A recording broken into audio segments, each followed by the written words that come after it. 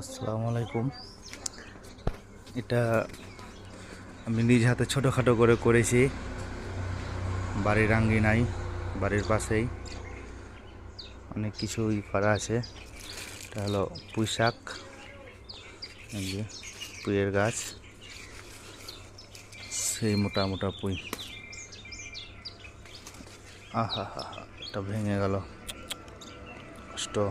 যাই হোক, সমস্যা নাই, আবার বের হয়ে যাবে।